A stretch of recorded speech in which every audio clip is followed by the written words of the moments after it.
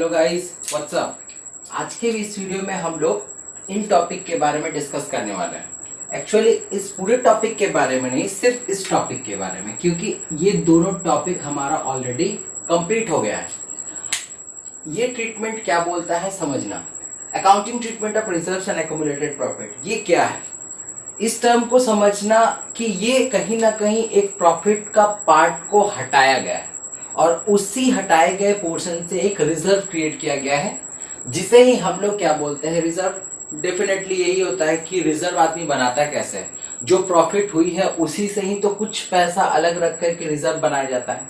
तो इसमें मेनली हम लोगों को, इस रिजर्व में मेनली हम लोगों को क्या क्या पढ़ना है, तो ये दो टॉपिक आएंगे, एक वर्कमेंट कंपेंसेशन रिजर्व और एक इन्वेस्टमेंट फ्लक्चुएशन रिजर्व। ये ट्रीटमेंट देखने को मिलती है, आगे चैप्टर में भी तुम लोगों को देखने को मिलेंगे। तो वर्कमेंट कंपेंसेशन रिजर्व और इन्वेस्टमेंट फ्लक्चुएशन रिजर्व अगर शॉर्ट में समझो तो ये एक प्रॉफिट का पार्ट है, मतलब this reserve are created out of profit. तो प्रॉफिट का एक पार्ट है, किस लिए क्रिएट किया जाता है ये भी समझना पड़ेगा। तो समझना ये कि वर्कमेंट कंपेंसेशन रिजर्व का मतलब है कहीं ना कहीं ये वर्कर लोगों को कंपेंसेट करने के लिए किया जाता है कि अगर मान लो फैक्ट्री में वर्कर काम कर रहे हैं और इन सिचुएशन अगर कुछ हो जाए उनको, तो वो पैसा उनके काम में लाया जाए, इसलिए एक रिजर्व क्रिएट करना पड़ता है, तो जिसे हम लोग बोलते हैं वर्कमेंट कंपेंसेशन रिजर्व। और नेक्स्ट बात करते हैं इन्वेस्टमेंट फ्लक्चुएशन रिजर्व। ये क्या है, सपोज तुम्हारा एक इन्वेस्टमेंट है और उसका मार्केट में वैल्यू अप डाउन होते रहता है, तो अप है तो बहुत अच्छा, लेकिन डाउन हो गया तो उस लॉस को सहने के लिए भी एक रिजर्व को बना दिया जाता है कि भाई अगर ऐसा सिचुएशन आए तो हम लोगों के फैक्ट्री को कोई इफेक्ट ना पड़े, इसलिए इसे भी एक रिजर्व को क्रिएट कर दिया जाता है। तो ये दोनों रिजर्व क्रिएट किया जाता है। अब बात कर लेते हैं इसके ट्रीटमेंट की।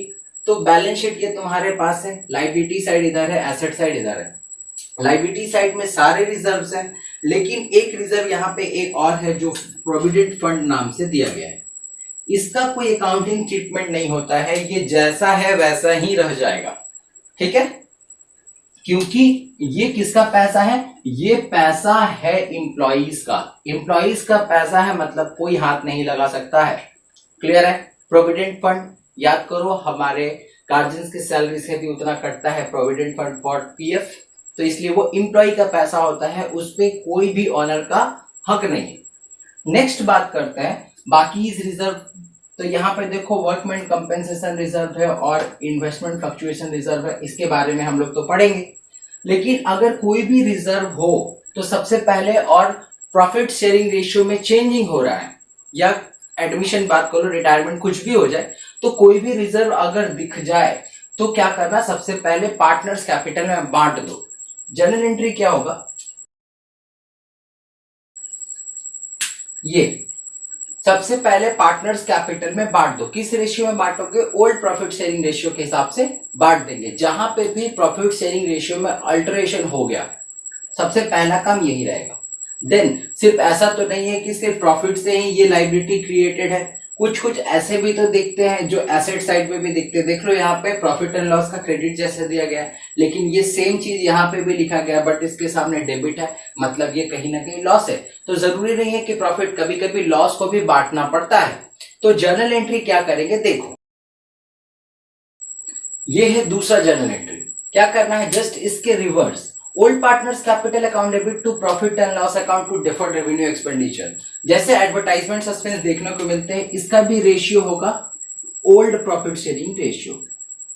क्लियर है, समझ में आई। ये तो जनरल ट्रीटमेंट हो गई, लेकिन अब जो हम लोगों को पढ़ना है वो वर्कमेंट कंपेंसेशन रिजर्व और इन्वेस्टमेंट फ्लक्चुएशन रिजर्व। इसमें कुछ केसेस आते हैं, उस केस को देखते हुए हमें क्वेश्चन को याद रखना है, मतलब ध्यान में रखना है।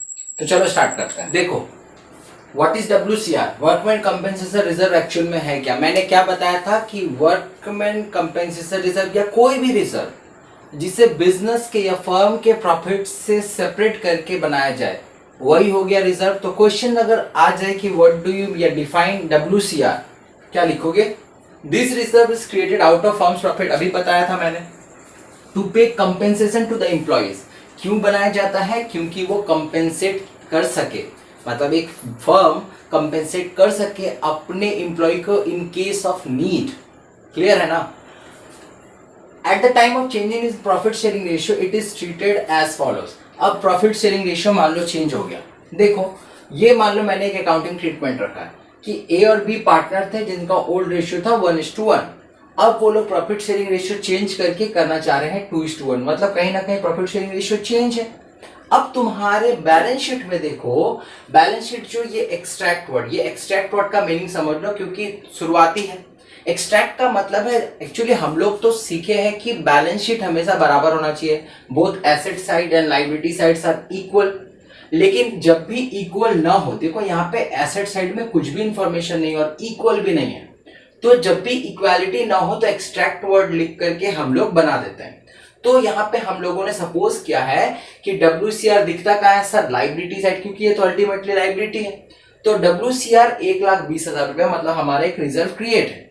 अब क्या हुआ, अब अलग अलग कंडीशंस तुम्हारे पास है और उसका अकाउंटिंग ट्रीटमेंट करना है। नंबर 1 कंडीशन में चले आते हैं, if there is no additional information. अगर कोई भी एडिशनल इंफॉर्मेशन नहीं दिया हो तुम क्या करोगे? क्वेश्चन बना रहे हैं WCR के बारे में, यहाँ पे तो है बट कोई भी इंफॉर्मेशन नहीं है, तो ये प्रॉफिट था ना लॉस था? सर ये तो फर्म का प्रॉफिट का पार्ट है। तो जब कोई वर्कर क्लेम तुमसे कर नहीं रहा है तो क्या करेगा, सारा पार्टनर, मतलब जो पार्टनर है वो पार्टनर सब ले लेगा। किस रेशियो में लेगा सर? ओल्ड रेशियो में। तो यहाँ पे जर्नल एंट्री क्या होगा, केस 1 के लिए जर्नल एंट्री बनेगा, क्लियर है? सबसे पहला बांट दो, पार्टनर में पार्टनर ले लेगा। तो पार्टनर कितना है, ए और बी किस रेशियो में है? 1:1। तो WCR account debit 1,20,000 to A's capital to B's capital.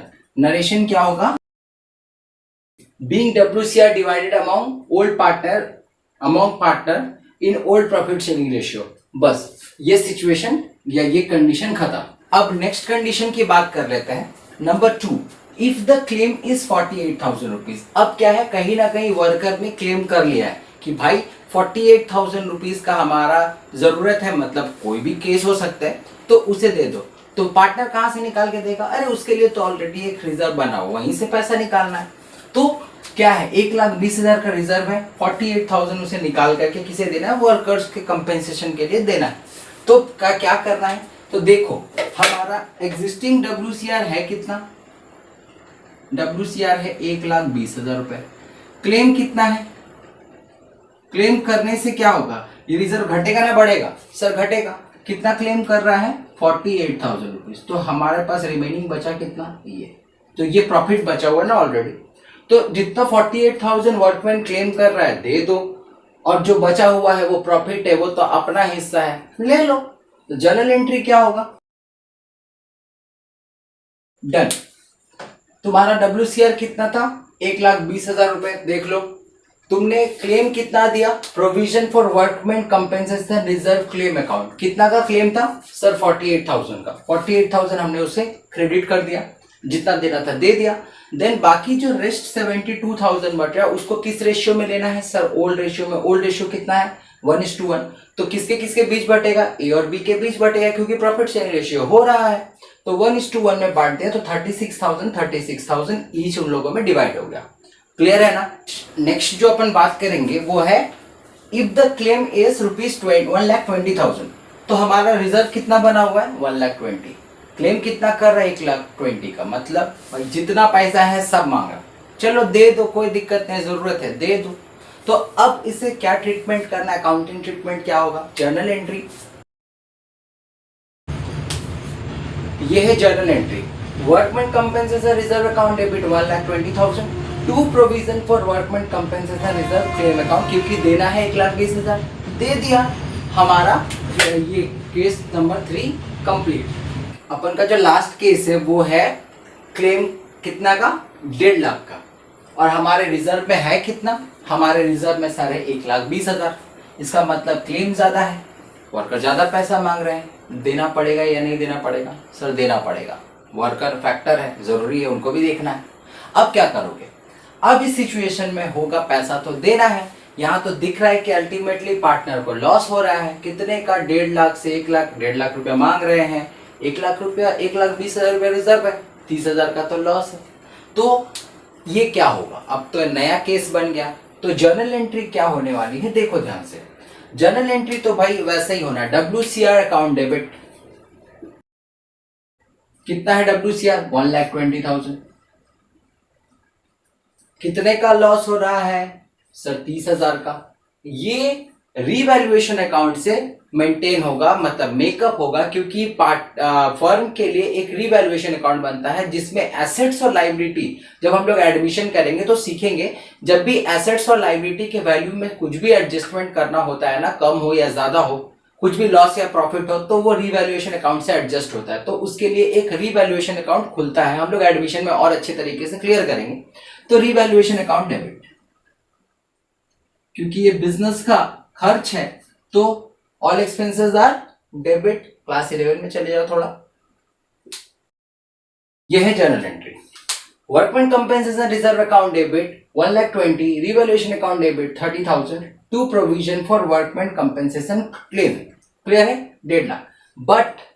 But इसी में ये कंप्लीट नहीं होता, क्योंकि यहां पे लॉस है और जब पार्टनर प्रॉफिट ले सकता है तो बिजनेस का लॉस भी उसको लेना पड़ेगा। डेफिनेटली बात है, ये तो बात एकदम पक्का है कि लेना ही पड़ेगा।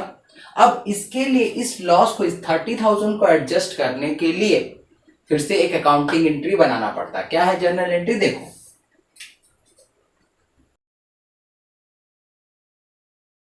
डन। देखो क्या क्या, ये 30,000 का लॉस है। अब प्रॉफिट शेयरिंग रेशियो चेंज हो रहा है, तो यहाँ पे भी तो कहीं ना कहीं अगर प्रॉफिट को शेयर करते हो ओल्ड रेशियो में, तो लॉस को भी तो शेयर करना पड़ेगा भाई। किस रेशियो में सर? ओल्ड रेशियो में। तो ओल्ड रेशियो क्या था? इक्वल था।